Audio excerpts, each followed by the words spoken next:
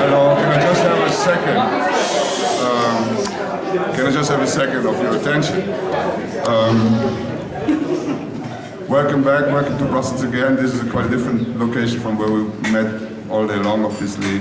Hope you like it. I would just like to take the opportunity to introduce somebody to you who's been very helpful in the project.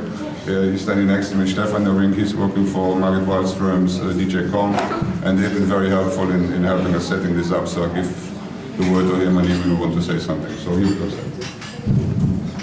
Thank you.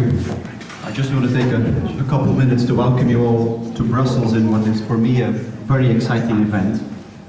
We in the Communication Department of the Commission have decided to support this project for a number of reasons. I mean, one is that we want to create what we call this European public space where people from different countries come together and debate European issues and mobilize also people to think about European issues, whether they're in favor of Europe or against Europe or are skeptical or enthusiastic, that they basically come together and have a common debate on what the European Union is today and what it should become tomorrow.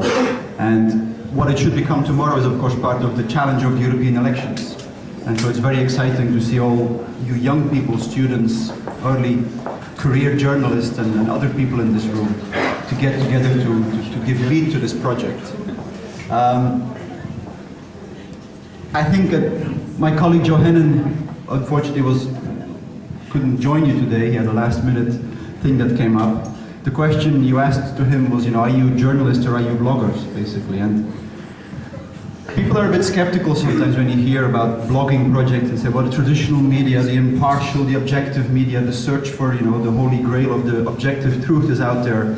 I've been working with traditional media for quite a while, and if you look at what they come up with about the EU, there's day and night of difference in what the Daily Telegraph says about the European Union, or what the Independent says in Britain, or what Bild says in Germany, or the FAZ, and so on. So there is something wrong with this objective editorial filter out there, apparently, because it can create very different outcomes. And so I'm not so afraid to have this kind of debate about modern journalism and how bloggers fit into that, because sometimes in this debate I find that people idealize traditional and the established media. And for you, as young bloggers here, I think there's an important challenge in there. That is to show that you are credible as journalists.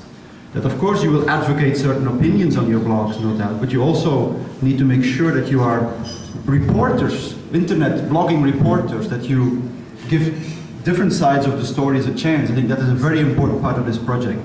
That collectively, for the credibility of your project, that you have to give it a chance, that you have to be credible as well, and just go beyond your own opinions and be part of the debate and of the reporting as well on European elections, which no doubt traditional media, many traditional media will underreport in the run-up to the June 4th, June 7th, the dates of the European elections. I think it's important that you will multiply the kind of voices out there. You'll be part of an important conversation on what the European elections stand for.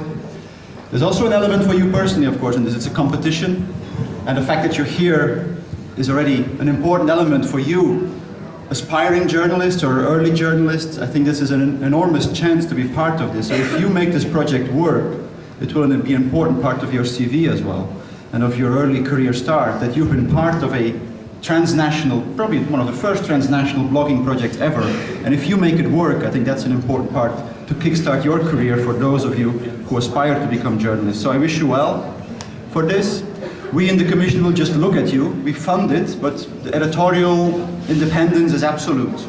So we're not going to interfere in how you write, what you write. That's up for you and the European Journalism Centre and your editors to sort out. That is something that we will be watching very closely, obviously, but without any interference from our part. I also wanted to put that very formal on the record, since I'm being videotaped here, that we are that we're not going to interfere in what you write. Good luck.